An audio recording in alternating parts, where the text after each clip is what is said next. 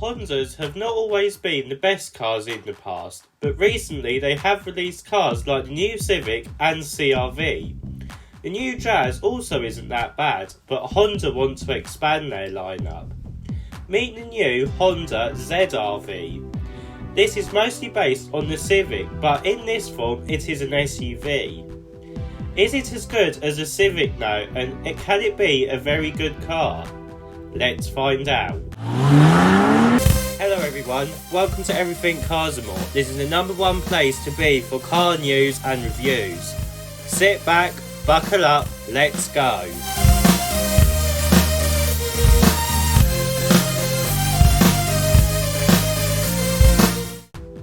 So, let's start with the styling at the front, and to start off, it looks quite sleek and modern. We get these sharp looking LED headlights that makes the car look strong. We also get this big grille in the middle with a nice mesh pattern on this sport model. We also get some side vents and a central air vent. On the normal models we do get a slightly different grille and bumper that looks similar to an AMG grille. Moving around to the side and the sharpness starts to get a bit smoother. We get some creases above the gloss black wheel arches and on the sides of the door, but we also get bold curves going towards the back, which makes this car look quite modern. It also looks like two different designers have designed each end of the car. Moving round to the back, we get a complete different design feel from the front.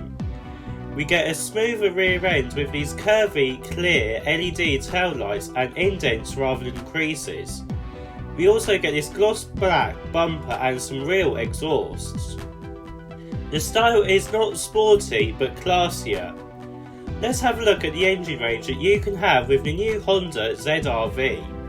So, for engine options for the new ZR-V, we only get one in the UK. This is Honda's e:HEV powertrain. This uses two electric motors powering the front wheels. We also get a 2-litre petrol engine that is used as a generator rather than what it would be like in a Vauxhall Grandland, for example. One motor is the main power unit, whilst the second motor is used to smooth out the performance. Whilst it drives well and it feels like a petrol engine is doing most of the work, it does not feel nowhere near as good to drive as the Civic, which is a shame really, but it is to be expected as it is an SUV and not a saloon style hatchback like the Civic is.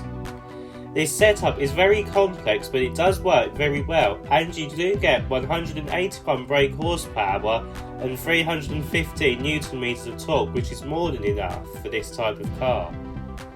Miles per gallon is also quite good at getting above 50 mpg on the reading, and that is with pushing this car to its limits. Let's have a look at the inside. So, getting inside new Honda ZR-V, and we get a very similar setup to the new Honda Civic. The dashboard is basically the same, with the same mesh pattern for the air vents as well as the same infotainment system and climate control switches. The infotainment system is much better than what old Hondas have, and it's very nice to see that we get climate control switches too. The only difference that are noticeable are the air vent toggle switches that are rectangular rather than circle on the Civic, and the instrument cluster surround is slightly different. The centre console is also different as we have Honda's gear selector switches, and below that we get some storage. We also get a wireless charger too. All the materials are very premium, but if we go lower down there are some cheaper plastics. The seats are also comfy and premium but supportive. One unusual aspect for the Honda ZR-V is that the steering wheel is circular and not flat bottomed or square like what other cars are going to. Circle steering wheels are becoming rare nowadays. Let's have a look and see what it's like in the back of the new Honda ZR-V. So, getting into the rear of the Honda ZR-V, and you are welcomed with some premium seats and plenty of legroom and headroom. You also get an armrest, and there is also no centre tunnel, so you can easily fit 3 people in the back. The seats also fold like any other Honda too, so you can put tall items in the back standing up, say like a tall plant for example. Let's have a look and see what the boot's like. Open the boot to the ZR-V and you are welcomed with 380 litres of boot space, which is more than enough for a family. If you fold the seats down, this increases to 1,201 litres, which again is very good. So, what do I think of the new Honda ZR-V then? Well, the styling is very different to any other Honda that we have seen in the UK before, and to be honest, I am okay with that. Interior quality is good for a Honda too, and it is very practical.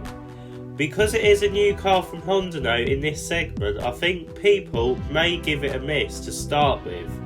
This is because the Kia Sportage, Hyundai Tucson or even the Vauxhall Grandland X are a lot more popular and have been in the market for much longer. But if you are a Honda owner with a Jazz or even a Civic and you are looking for an SUV in this segment, the Honda ZR-V may be for you.